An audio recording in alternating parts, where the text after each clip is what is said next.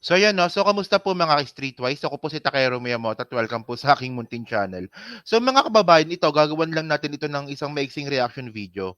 Kasi, naglabas po ng isang statement itong si General Browner regarding po sa mga grupo ng mga Pilipino dito po sa Pilipinas na nagkakalat po ng disinformation laban po sa gobyerno. So ito lang 'no, maybe you will not agree with me pero ito, pag-usapan lang natin 'to. So ito ay nilabas niya kanina. So June 8, 2024. Una ko 'tong nakita sa Manila Bulletin. So sabi nga po ni General Browner, AFP notices alarming surge in disinformation efforts versus government. So ibig sabihin nun, 'di ba nakakaalarma daw po yung mga hakbangin or mga gawain po ng mga tao na nagkakalat po ng isang disinformation, fake news laban po sa gobyerno. So ang tanong dito, kailan niyo pa nahalata 'to? So ano ba, ngayon lang. Actually mga kababayan, matagal na po nangyayari po ito. Simula po nung naupo po si PBBM. At ang point kasi natin dito mga kababayan 'no, alam naman po natin kung ano yung pinakahugot ng mga putang inang mga tao na 'to, 'di ba? So alam naman po natin na itong mga tao na nagkakalat po ng disinformation po laban po sa Pilipinas, laban po sa gobyerno, ito po yung mga putang inang mga DDS. Ito po yung mga walang ya at mga utak ipis, 'di ba, na mga taga-suporta po ni Digong. Okay. So ito kasi ako naniniwala ako 'no, na bawat kinikilos ng bawat tao, meron po yang motivation, not unless na sintu-sintu ka. So, ang point natin dito, 'di ba, ano ba yung pinaka-motivation ng mga grupo or mga supporter ni Digong para siraan po ang gobyerno? Dalawa lang naman po ang nakikita natin dito, 'di ba? Bayad sila ng China or napondohan sila ng China at pangalawa, 'di ba, kulto sila ni Duterte or posibleng both. Kulto sila ng Duterte and then bayad sila ng China. Kasi ang point dito mga kababayan 'no, tingnan lang ninyo 'no, ano ba talaga yung pinaglalaban ng mga hayop na DDS na 'to? Simple lang naman ang pinaglalaban ng mga 'yan. Ang gusto lang nilang gawin ay mapatunayan sa tao na palpak palpak ang presidente Bongbong Marcos para lang sabihin na tama si Duterte. Ayun lang 'yun, 'di ba? Mapapatunayan lang nila na tama sila na pagsuporta kay Duterte kung mapapabagsak nila si PBBM. Okay. Pero ito, hindi lang 'yan mga kababayan, kasi medyo natawa lang din po kasi ako ng konti. Okay. So, ito, sabi dito ni General Browner 'no, 'di ba? Okay, basahin natin, sabi niya dito, 'di ba? The armed forces of the Philippines has observed an alarming surge in disinformation campaigns aimed at eroding the public trust in our institution and the government. This effort seeks to sow panic, divide our nation, and distract us from pressing issues that demand our collective attention. Okay. So una mga kababayan, no, ano ba yung maisog rally? 'Di ba? Kung meron mang isang hakbang na nagkakalat po ng disinformation, 'di ba? Ito po yung maisog rally. Mga kababayan kasi, ang point natin dito, 'di ba? Ang pinaglalaban kasi ng mga putang inang mga DDS na 'yan, ay meron daw po silang freedom of expression. Meron daw po silang kalayaan para mamahayag at kalayaan para batikusin ng gobyerno. Which is totoo. Totoo 'yun. Pero mga kababayan, itong mga hayop na mga DDS na 'to, na naniniwala sa naratibo na adik ang presidente, bangag ang presidente, hindi na po 'yun parte ng freedom of expression. Parte na po 'yun ng paninira. Ako nga naniniwala kasi ako mga kababayan 'no, na dito po kumukuha po ng hugot or ng motivation itong mga hayop na DDS na 'to. 'Di ba kasi ang point kasi ito yung nakikita ko sa kanila, narrative nila 'no, especially itong si Bobos Travelers 'no, na bakit naniniwala daw itong AFP, 'di ba, sa presidente Bongbong Marcos, bangag nga ang presidente. Ayan ang paniniwala nila. So bakit naniniwala ang AFP sa sinasabi ng presidente, bangag nga sa droga. So, ibig sabihin nun, kapag bangag sa droga, hindi nakakapag-isip ng maayos. So, yun mga kababayan, ang point dito, hindi na po freedom of expression yon. Hindi na po pagbabatikos yon. Paninirang puri na po yon. So, ito nga yung point natin mga kababayan eh. O sabihin na nga natin late na sinabi ni General Browner na alarming na yung ginagawa po ng mga DDS na to. So, I think, sa tingin ko lang, na hindi maglalabas ng ganyang statement si General Browner na alarming na ang nangyayari po sa disinformation po laban po sa gobyerno at sa AFP nang wala kayong nakikita at wala kayong hawak na ebidensya. So ang point ngayon natin dito, ano bang ginagawa ninyo? 'Di ba? AFP ano pang ginagawa ninyo? Bakit hindi niyo pa hulihin? Kasi mga kababayan no, itong mga DDS na to no, don't even give me that bullshit na ang sinasabi ninyo ay freedom of expression. Una sa lahat, yung freedom of expression yan, patunayan nyo muna na adik yung presidente tulad na pinaniniwalaan ninyo. Asan yung pulburon video? Ang tagal na niyan, kalahating buwan na. 'Di ba? December pa lang sinabi niyo na ilalabas yung pulburon video. 6 na buwan na ngayon. O actually 2022 pa lang sinasabi niyo na 'yan na gumagamit ang presidente. So asan ang ebidensya ninyo? So ibig sabihin nun mga kababayan, itong pulburon issue po na to, kumakapit din po sa presidente, especially sa mga DDS na mga wala pong bait sa sarili. Kasi mga kababayan, ang point dito, madali lang po kasi mag-akusa. Madali lang po kasi mambintang. Pero mahirap magpatunay. So doon po sa mga sinasabi nga po ni General Browner na nagkakalat ng disinformation laban po sa presidente at sa gobyerno natin at sa AFP, ulihin nyo na. Actually, mga kababayan, ang point kasi dito, vulnerable po kasi yung mga uto-utong mga gutom. Especially kung DDS ka. Ang dali po nilang maloko sa mga ganyang klase mga disinformation. So alam niyo na pala na mayroong disinformation. So sana ang gawin niyo na, hulihin niyo na or kahit imbitahan niyo na, 'di ba? Itong mga tao nagkakalat po ng disinformation. Kasi simple lang 'yun mga kababayan, eh. Kung naniniwala kayo, itong mga DDS na to no, na kung naniniwala itong mga DDS na to na bangag ang presidente at adik ang presidente, so hulihin ninyo and then hingan ninyo ng patunay. Pag hindi nila napatunayan na adik ang presidente, ibig sabihin no, naninira lang po 'yan. Oh, especially yung mga vlogger no, ay ayan ang mga malakas manloko eh. Pati itong putang ng pambansang loyalista na to eh, gago to eh. Oh. Actually lahat sila eh. Lahat 'yan eh. Lahat ng mga vlogger na naniniwalang bangag ang presidente, 'di ba? Dapat pinag-uuhuli na 'to, 'di ba? So ulitin ko lang, hindi nila pwedeng sabihin na ito ay parte ito ng freedom of expression kasi po paano magiging freedom of expression kung kasinungalingan yung pinakakalat nila. So magkaiba 'yon.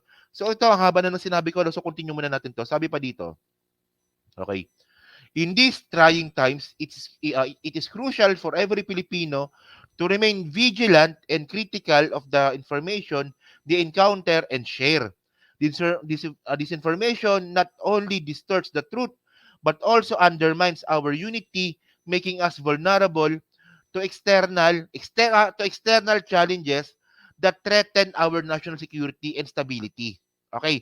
So sinabi dito ni General Browner ay external. So, ibig sabihin nun mga kababayan, external challenges, 'di ba? Ito po yung problema po natin sa ibang bansa, especially po sa China. Ah. So ngayon malinaw mga kababayan na itong sinasabi po ni General Browner na disinformation, ito po ay pabor po sa China. So ayun nga yung point mga kababayan, 'di ba? Ang nakakapagtaka kasi dito, may problema na nga po tayo external, may problema pa tayo internal. Bakit nagkalat itong mga pro-China narrative tsaka personalities at nakakapagsalita pa sila? Actually, sa akin wala namang problema kung pro-China sila eh. Pero kapag pro-China ka na nga, tapos nagkakalat ka pa ng disinformation, so dapat pa inuhuli na po yan. Inuhuli na po dapat yan. So, kung sinasabi ni General Browner na alarming na to at posible na ito maging parte ng national security, actually hindi sapat yung ganito. Hindi sapat yung ganito na magpapakita kayo ng isang pahayag na, "Oy, kayo mga Pilipino, medyo mag-ingat tayo sa disinformation." Ang maganda dito, sampulan ninyo.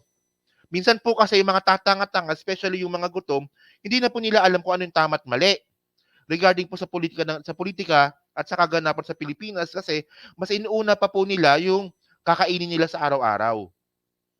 So syempre alam niyo na ngang gutom, walang makain, pagkatapos 'di ba, madali po silang, mauto ng mga DDS vlogger na 'to, especially kung gagamitin pa yung kagutuman. 'Di ba ito yung nakikita ko sa mga DDS, eh, na, dapat hindi naman dapat tayo nakikipaggiyera. Dapat inuuna natin yung mga Pilipinong gutom. Eh, sakto gutom ka, 'di maniniwala ka. Oh, 'di ba? Actually mga kababayan, ito pakita ko lang sa inyo 'no. Kasi ginagamit nila yung gutom-gutom na 'yan, yung gutom narrative na 'yan, eh. Actually, 'di ba bumababa po yung insidente po ng gutom sa Pilipinas. Teka lang, meron tayong data dito. Sige ano, i-type natin Global Hunger Index Philippines. Philippines. So ito. Okay. So ito pakita ko sa inyo. So ito mga kababayan 'no. So ito, teka, ayusin natin. Yan ito. So ito galing ito sa website 'no ng Global Hunger Index. So makita natin mga kababayan, 'di ba? Yung trend po 'no from year 2000 na ang mga Pilipino po ay 25% po ay gutom. 'Di ba 25% po ang gutom nung panahon nga po nung year 2000 nung panahon ni ERAP. And then bumaba po siya 2008, 2015, 'di ba bumaba ng bagya. And then ngayon 2023, bumaba po siya ng 14.8%. So, parang ganyan mga kababayan, 'di ba? So ang point ko dito mga kababayan, ginagamit kasi ito ng mga politikong mga especially itong mga influencers na maraming nagugutom. So, as if naman na hindi po nag-i-improve over time yung kagutuman sa Pilipinas. Nag-i-improve naman po siya. Pero kasi ang point natin dito mga kababayan, madali lang po kasing gamitin yung word na naghihirap kami, nagugutom kami, nang walang pinapakitang data. Ito na nga, nagpapakita ako ng data sa inyo. Na ako para sa akin, bullshit po na gamitin po yung word na gutom sa usapin po ng politika sa Pilipinas na which is bumababa naman po yung kagutuman natin. Kung meron mang mga gutom na Pilipino, para sa akin, hindi lang po yan problema ng gobyerno. Minsan po kasi talaga mga kababayan, may mga kababayan po tayo kasi na walang ibang gusto kundi kumain lang araw-araw. Mga walang pangarap sa buhay. Pag ganun klase mga tao, mga ka-streetwise, no, wala pong kwentang tulungan yan. May mga kilala po akong ganyan mga kababayan. Nabubuhay lang sila para kumain. Yung mga ganong klaseng mga tao, 'di ba? Marami pong ganyan mga Pilipino. Marami po 'yan. 'Di ba? Pag gano'n po kasi wala na pong pag-asa 'yan. Pero ito nga yung bullshit dito eh, 'di ba? Hindi naman po kasi lahat ng gutom gusto nilang magutom. Meron lang po talagang tamad, 'di ba? So wala lang no, nabanggit ko lang 'yan no. So balik tayo dito sa statement ni Browner. Saan na ba 'yon? Ito, sige. Saan na ba 'yon? Ito. Okay, sa third paragraph na tayo 'no. So sabi dito 'no, excuse me. We urge the public to verify sources and seek information from credible and official channels. Let us stand together in the face of these desperate attempts to spread discord. Our strength lies in our unity, and together we can overcome any challenge. Okay. So ang sabi nga po ni General Browner, doon lang daw po tayo kumuha sa mga platforms, 'di ba? Or sources na verified ng government. Okay. So, 'di ba? Pero ang point kasi mga kababayan, ang point nga kasi, minsan po kasi no, kaya wala masyadong nanonood or wala masyadong nagbabasa ng mga balita regarding po sa ginagawa po ng gobyerno natin is minsan po kasi hindi po sila makakonek sa mga masang Pilipino. Gano'n eh. Minsan hindi nila maintindihan kung bakit ba ang presidente po ay umaalis sa ibang bansa. Hindi po nila naintindihan kung bakit kailangan natin ng charter change. Marami pong mga bagay ang hirap pong intindihin na nangyayari po sa politika. Pero, pag sinabi po ng vlogger ng DDS na gutom kayo, walang pera ang taong bayan, mas madali pong intindihin yon. So, kailangan po siguro talaga ng gobyerno natin ay ilapit po sa bitukan ng mga kababayan natin yung information, 'di ba? Para maintindihan naman ng mga kababayan po nating mga nauuto po ng mga DDS, 'di ba? So, continue pa natin, ang sabi pa dito, teka lang, okay? The AFP remains committed to its duty of protecting our nation and upholding the peace and security agenda of President Ferdinand Marcos Jr. We can call on every Filipino to join us in this endeavor, fostering spirit, solidarity, and resilience against those who wish to weaken our resolve. So ngayon mga kababayan, ang point dito, 'di ba? Sinabi rin kasi ni General Browner na ang pinaka-agenda talaga ni PBBM ay kapayapaan. Okay. So 'yun naman pala. Okay, kapayapaan naman pala yung agenda ng ating presidente. So mas maganda siguro dito mga kababayan, sampulan po itong mga nagkakalat po ng disinformation, 'di ba? Na tayo po ay papasok sa giyera. Ito po kasi yung narrative po ng mga DDS eh. 'Di ba? Giyera, putukan. Ay ayan eh. Oh, samantalang wala naman sinasabi ang presidente natin na makakaputukan, 'di ba? So kasi alam ko na eh, alam ko na kasi. Itong mga hayop na DDS po kasi na 'to, tulad ng sinabi ko nga kanina, tinatago nila 'yung sarili nila sa freedom of expression. 'Yun nga lang mga kababayan, 'di ba? Kung masyadong destructive na nga po, tulad ng sinabi nga po ni General Browner, at alarming na rin po ang ginagawa po ng mga DDS na 'to. At ako naniniwala kung mga DDS 'to eh. Hindi lang DDS, isama mo pa diyan itong SMNI, si Harry Roque, sila Panelo, pati yung mga ina-interview ng mga SMNI na yan, dapat sinasama yan. So ang point kasi dito, 'di ba sampulan. Hindi naman sila pinipigilan na magsalita, pero siyempre bawat salita po natin dapat merong consequences. At yung freedom of expression po na yan na pinaglalaban nila, at kung ito naman po ay nakakaroon na po ng epekto ng disinformation at saka alarming na masyado, so kailangan po na sigurong sampulan. Hindi po sapat to, para sa akin lang para sa akin, no? So yun mga kababayan, no? So yun mga ka-streetwise, no? So kayo ba? Agree ba kayo dito sa sinasabi natin? Na meron na tayong problema external, may problema pa tayong internal.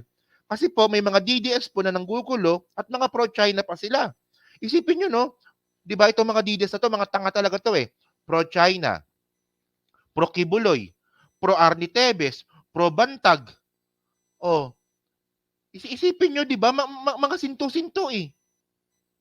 Oh, at sila po ang totoong salot ng Pilipinas. Totoo po 'yun. Okay? So yun mga ka-streetwise, no? So pa-comment lang po sa baba at binabasa ko pong lahat yan. So maraming salamat sa inyo lahat. Kita na lang ulit tayo sa susunod po na video. Thank you po. Salamat.